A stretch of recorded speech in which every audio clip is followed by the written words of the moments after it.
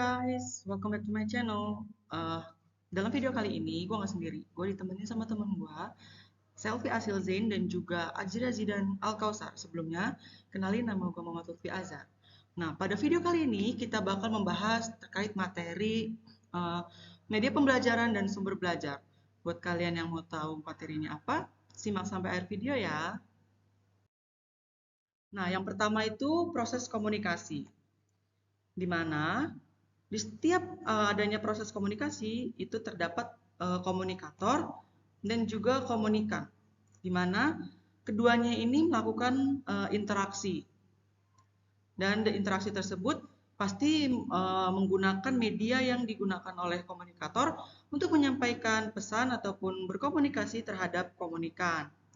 Nah, terjadilah antara keduanya yaitu umpan balik atau saling berdialog.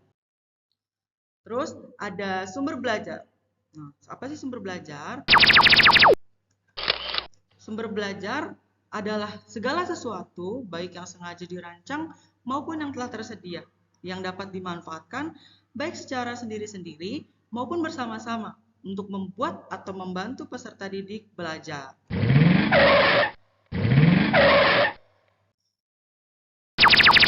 Nah, selanjutnya ada komponen sumber belajar. Ada pesan, orang, lalu ada bahan, ada alat, ada teknik, dan yang terakhir lingkungan. Kita bahas satu-satu ya. Komponen yang pertama ada pesan.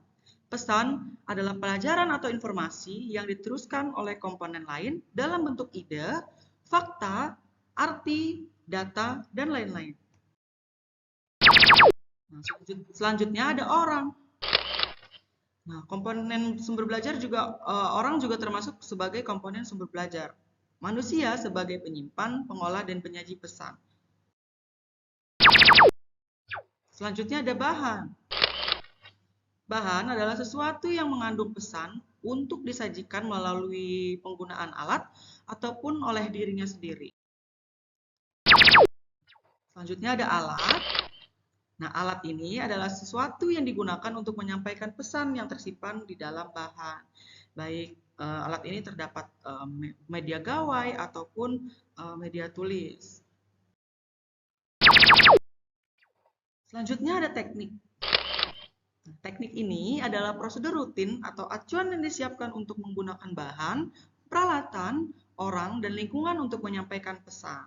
Dengan tidak ada teknik ini, sumber belajar itu dapat terstruktur dan juga lebih efisien. Yang terakhir ada lingkungan.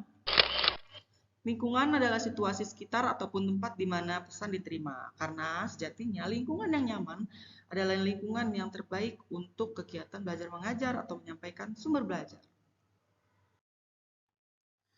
Baik, selanjutnya ada media pembelajaran.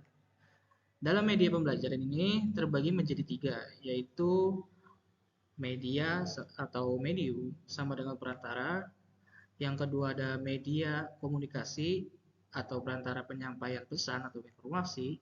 Dan yang terakhir ada media pembelajaran atau sarana komunikasi untuk menyampaikan materi pembelajaran. Selanjutnya ada kontribusi media dalam proses pembelajaran.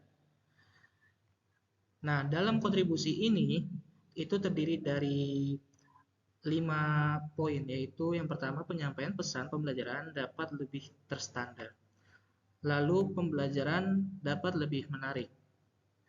Yang ketiga, pembelajaran menjadi lebih interaktif dengan menerapkan teori belajar. Dan yang keempat, waktu pelaksanaan pembelajaran dapat diperpendek. Dan yang terakhir, kualitas pembelajaran dapat ditingkatkan. Lalu, kontribusi media dalam proses pembelajaran itu terdiri dari proses pembelajaran dapat berlangsung kapanpun dan dimanapun diperlukan. Yang kedua adalah sikap positif siswa terhadap materi pembelajaran serta proses pembelajaran dapat ditingkatkan. Dan yang terakhir adalah peran guru berubah ke arah yang positif. Nah, dalam materi ini saya mengutip dari Camp and Dayton pada tahun 1985. Selanjutnya ada peran media dalam pembelajaran. Nah, dalam peran dan media pembelajaran ini terdiri dari 7 poin, yaitu membuat konkret konsep yang abstrak. Yang kedua, mengetengahkan bagian tertentu yang dianggap penting. Lalu yang ketiga, itu memberikan pengganti pengalaman langsung.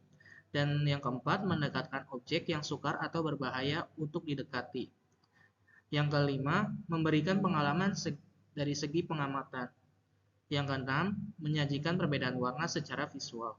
Dan yang terakhir, itu menyajikan informasi yang memerlukan gerak. Lalu selanjutnya itu ada perkembangan media. Nah, perkembangan media ini terdiri dari beberapa generasi. Yang generasi pertama itu adalah generasi cetak. Yang kedua itu ada generasi radio atau audio. Nah, generasi yang ketiga ini yaitu televisi atau video. Dan generasi keempat atau generasi terakhir ini yaitu komputer dan jaringan. Lalu selanjutnya ada jenis-jenis media. Yang pertama itu media cetak. Lalu yang kedua media radio atau audio.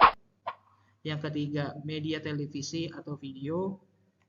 Dan yang terakhir ada komputer jaringan atau komputer atau jaringan. Nah, selanjutnya ada tren pemanfaatan media. Nah, tren pemanfaatan ini terdiri dari beberapa tren, yaitu yang pertama itu integrasi, yang kedua konvergensi, yang ketiga interaktif, dan yang terakhir itu online atau jaringan.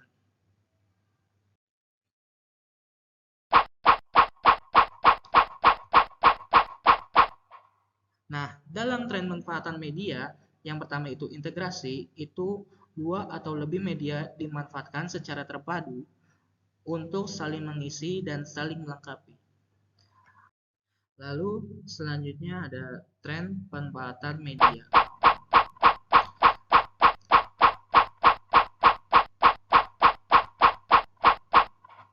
Nah, pada tren pemanfaatan media yang kedua ini adalah konvergensi, yaitu penggabungan berbagai tipe media, teks, foto, grafik, suara, video, dan animasi ke dalam satu buah media tertentu. Lalu yang ketiga itu ada interaktif, yaitu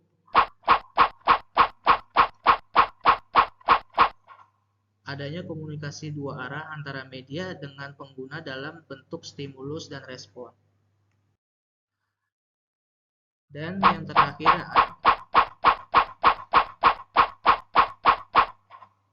terakhir ada jaringan, yaitu informasi disimpan di server dan penggunaan dapat mengakses dari mana saja serta kapan saja yang ia punya kesempatan.